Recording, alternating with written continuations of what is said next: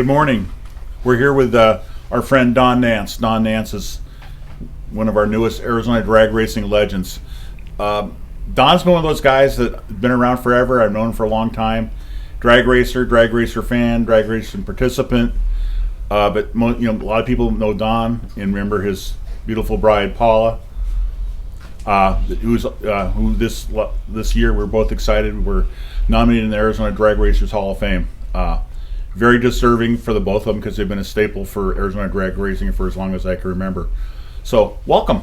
Thank you. We're glad you're here. So where are you from? Where were you born? Born in Phoenix, Arizona, 1944. A native. Yep. My dad was born here too. Wow. Second generation. Yep. You grew up right. You born during at the end of the war. Mm-hmm. So post-war, saw a lot of changes in Phoenix. Saw a lot of changes of things going on. Proud of our parents that were they were the part of the greatest generation, and mm-hmm. everybody did something, and participated in part of what helped make our nation great. So Thank you to your family for their service, and we appreciate it. So. Where'd you grow up? What area did you grow up in? Where'd you go to school? Basically 24th Street in Indian School. Went to Loma Linda grade school, and then Camelback High School, and then 2 years at Phoenix College, and then I went to work. So you went to Camelback High School. So in those days, were there any other guys with cars drag racers that became drag There were racers? quite a few. Can you name a few that you can remember? No. What year did you graduate? 1963. Okay. I know we did have a guy that came over to Camelback all the time in a converted Lincoln that was called the Lavender Lush, a beautiful custom car. And that was one of my first loves. So. What caught your attention in the cars beyond just passive? What made you realize you wanted to go fast? Well, I had neighbors. Had one neighbor had an Austin Healey, and he used to take me out for rides in that before I was even in high school. And then had another neighbor that I helped him put a small block Chevy in his Jeep. And then a neighbor across the street that was a mechanic, and he always had cars that he was working on. So you'd hang out? Yeah. How old were you about that time? About 14. 14? Yeah.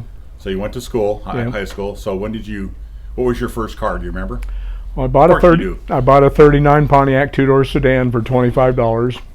And I was only 15, and it was wrecked. So by the time I got it fixed and could drive it, I was 16, and I didn't want it anymore. So I sold it and got a 50 Olds two-door hardtop, and it had a 57 Olds J2 engine in it. And so that was my first experience at going pretty fast. That was your original hot rod? Yeah. So what did you do for your Need for Speed? What was your first time going out the drags? First time I went was 1958 with my neighbor that had the Austin Healey. He got out of the military and bought a new 58 Impala. It had a 348 tri-power 4-speed, and he says, "Don, you want to go to the drags?" I said, "Well, yeah." I hadn't been, so we went out to Mel's, and he won a trophy. So Mel Larson's, which would be Phoenix Dragway, right? Speed World, yeah. Many names over the years. So. Right.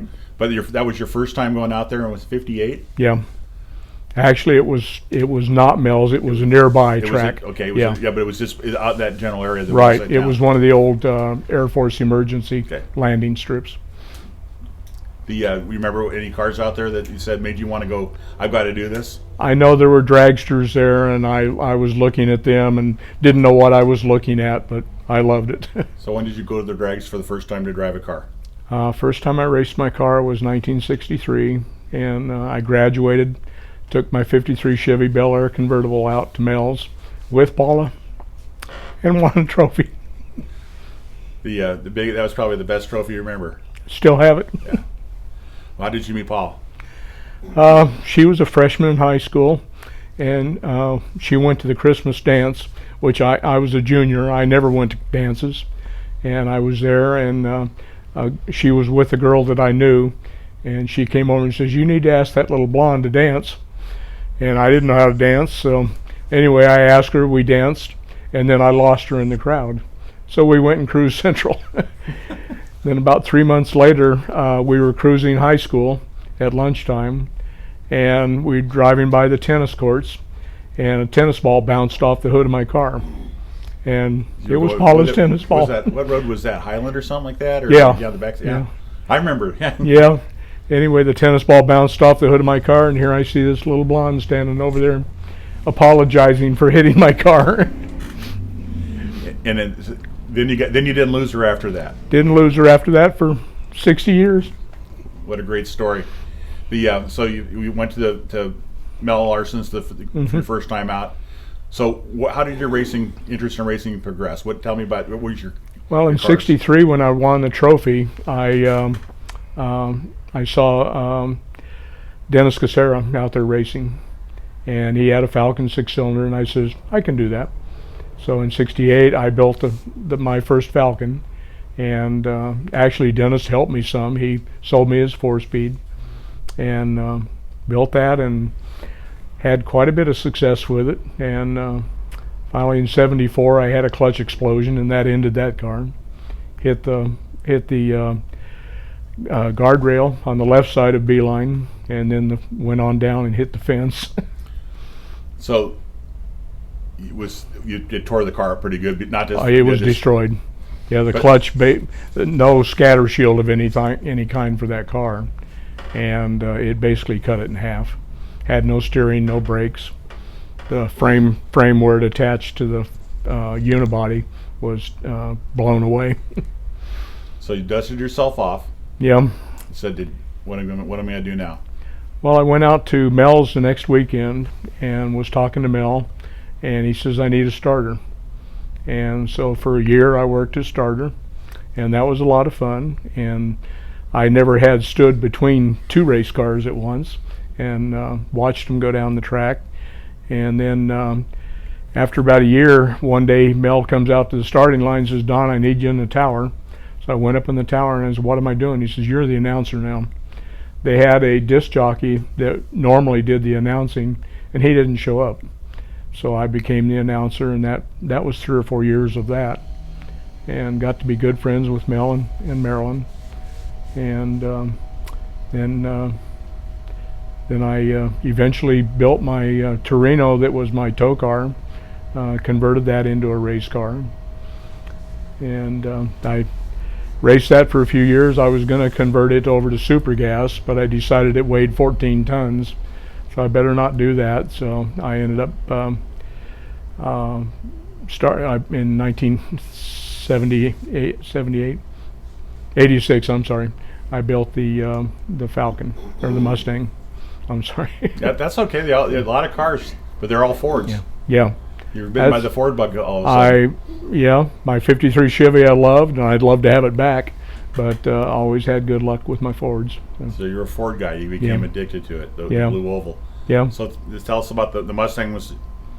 Mustang 2 I bought from, it was a chassis and body from Nerez.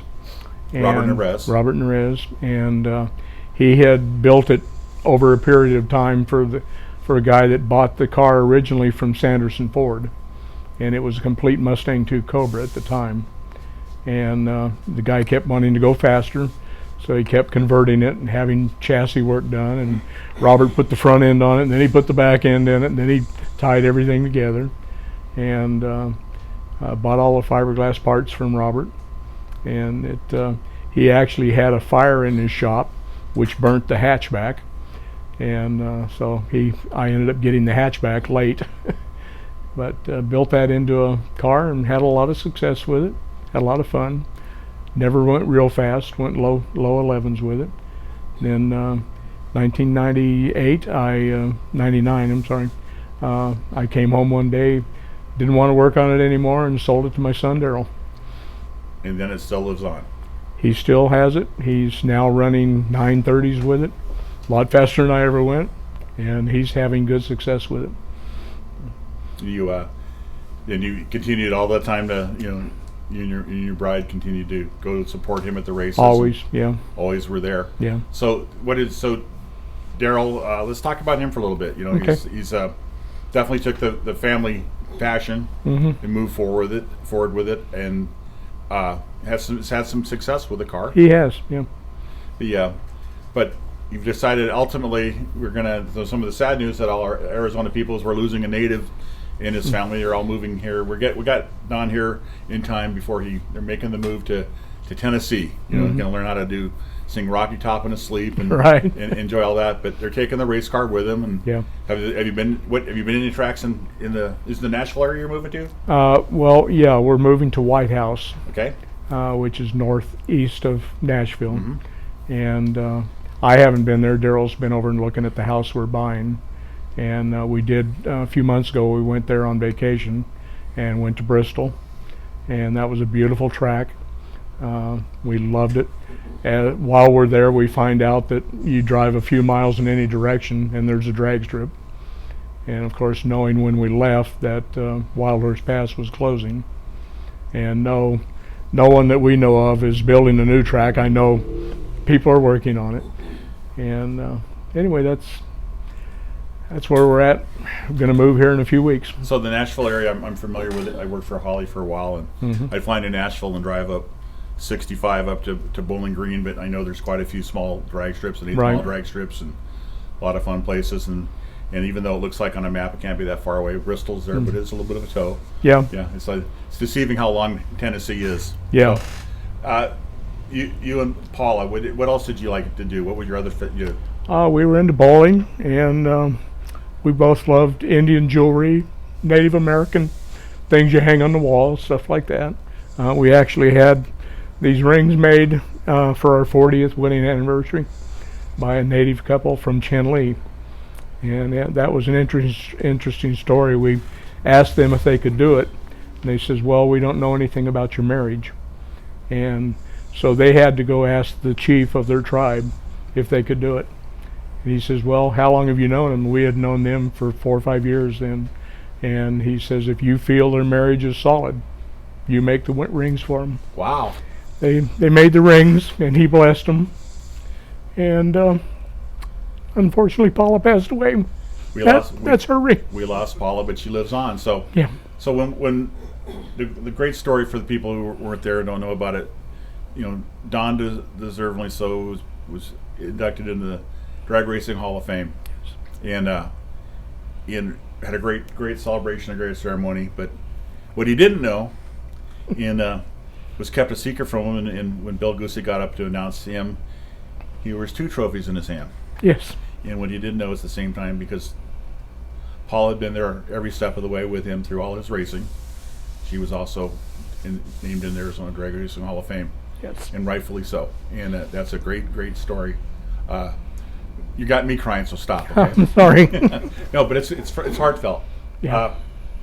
When you were racing, you had to have cars and racers you liked. Who are your favorite racers over the years?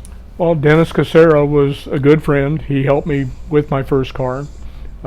Here he was going to be my main competitor, both having Falcon 6 cylinders. And he sold me his 4-speed, but what I didn't know was he converted his car to automatic, so we weren't in the same class. He was sneaky that way. And the Wattleys, the Hudspeths, so many fast cars. Something I thought of the other day, that people like the Wattleys used to complain that their track was no good at Mel Larson's, but every run those cars made down the track, they were pulling the wheels 2 feet off the ground. So the track was there. They just normal racers complaining. When you had the opportunity to work at the track, did you hear the stories? I mean, racers were never happy the way you started them, or there's always the same person, but you learn from it. Did you learn by watching cars on the starting line to how maybe what did you use when you were racing yourself? Did you? Yeah. I learned where to line up on the starting line and stuff like that. How to look at the track and decide where to line up. And my cars never were that fast, so I didn't really have a hookup problem. So we had great people that have preceded us, but people like Clyde Edwards and Lester Goff and all those people, and they were a lot of fun to watch. Those are some of the great names from Mel Larson's Speed World back in the day. Right. When you tell me about your early days to racing at Beeline, what was that like? Was that after working at Mel's, Beeline comes along? Talk about that. Well, it was the modern track.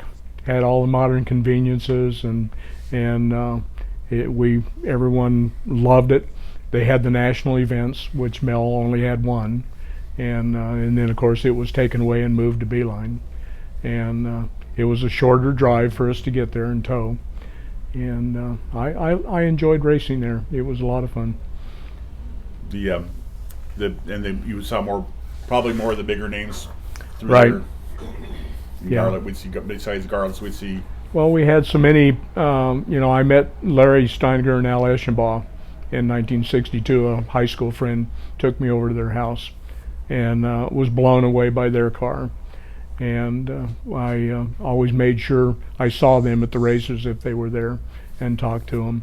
And they were the typical drag racer back then. They were friendly with you no matter who you were, and you could walk up and say, "Hi, Larry," and he remembered your name, or Al, and it was like you were with your brothers and sisters. Both great people in the Drag Racing Hall of Fame. Yes. If you could do anything over again in drag racing, would you done anything different, or are you happy the way everything turned out? I'm happy with everything. That's a great attitude to have. Yeah. Beeline Dragway. Then you got to race a little bit. We lost Beeline in the early '80s, and then we kind of were neutral. We had one drag ship, and Mel's was always there. Phoenix Dragway, old reliable. Yeah. And then they built Firebird Raceway, which is now Wild Horse Pass. Right. What was your first impressions of that? It was the very modern track, and had everything that a modern track should have. And it was wide, it was smooth, and had the big tower. And I went out there feeling like I was a professional racer. Did you race out there often? If it was open, I was racing. I mean, as long as I had cars, I was always at the track. So. Well, so now you've graduated from the early days of racing and your drag racing career, and with your son, and you're getting ready to move to Tennessee. You're going to still be his crew chief? As much as I can. Okay. Yeah, I don't do too much at the races anymore with my health, but I'm always there to support him. Well, you still have your great smile, and you kept that through the years. Life's too short to not smile. We're gonna miss you here in Arizona, and we hope to. The great thing about Facebook, Don's on Facebook. Yeah. And follow his antics and his trials and tribulations. Yep. But we're very excited about the move with you and the family. Mm-hmm. And I love the area that you're going to. I know that a lot of people have been there, but if you're a drag racer, you don't have far to go to find a race. Right. And hopefully that we're gonna here in the Phoenix area that you'll look in the Facebook, or you'll look in the newspaper, you'll go, dang, it's still open, or this is still going on. But that's okay. You're making a great move. Yeah. Don, we're going to miss you. Anything else that you want that's on your mind, that people you've known that you want to say thank to, or? Thanks to you, Bill Gusick. You guys have been good friends for so many years. Well, thank you for that. But you're a great guy, and we want people to know who you are. And Thank you. We hopefully somehow, some way that you'll find a way to come back and make some of our drag race reunions. Well, I will be there. Okay, we certainly hope so. Congratulations again on the Drag Racing Hall of Fame for you and Paula. Mm-hmm. Congratulations on such a great life and following your passion. And congratulations on being our newest Arizona drag racing legend. Thank you for being here. Thank you very much. God bless drag racing.